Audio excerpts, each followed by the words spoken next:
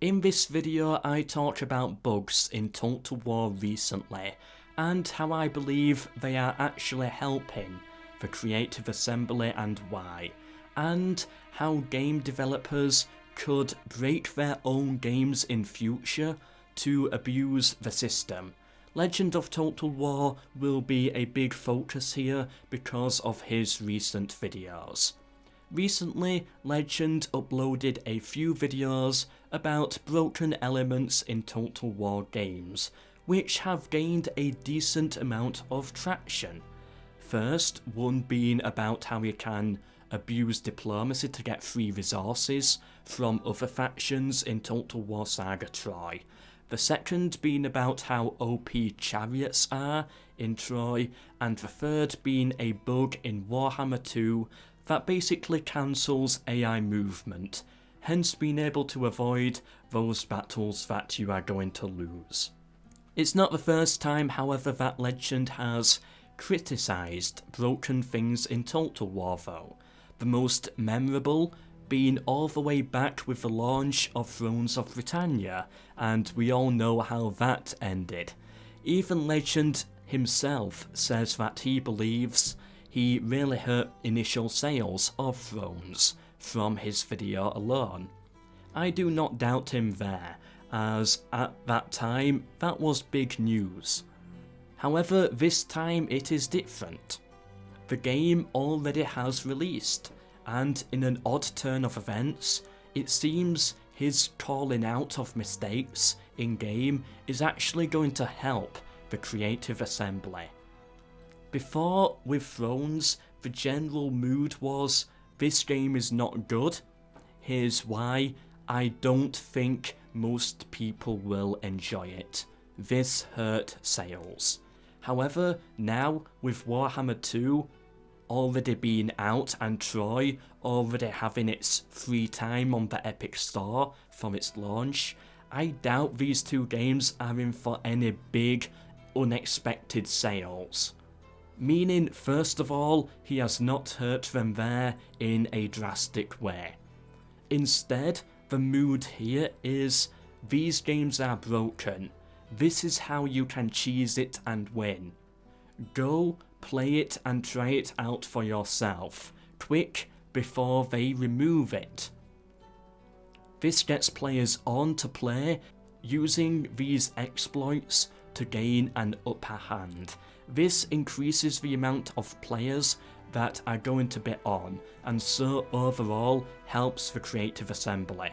Legend even said it himself in these videos, especially the first one about Troy, something along the lines of, you could go into the game, do this for all factions in Troy, and get a massive resource bonus for each faction. So even when CA does patch it, you still have a save with all the bonus resources. Even I was tempted to try it, but I didn't because I also know exploits will take out the fun, at least for me. I thought nothing of it at first, but then I was reminded of something similar. Europa Universalis 4 Emperor DLC. World conquest in that game, or any success to do with forming the Holy Roman Empire, is super difficult. Yet, there was I won't call it a bug, I'll call it an overlooked imbalance that allowed you to grow the HRE to a rapid size very early into the game and have a rather easy rest of the campaign. After that, you're basically unstoppable. This worked in Iron Man mode, which allowed players an easy way to get difficult achievements. The general theme with YouTubers at the time covering this was not them complaining about the bug, but rather telling the players to get on fast, try it before it goes, and get that unique experience. It is impossible to tell how much these breaking mechanics have provided the games with a player boost, even with SteamDB, mostly because players who do this will be spread out over time, but it did help in some way.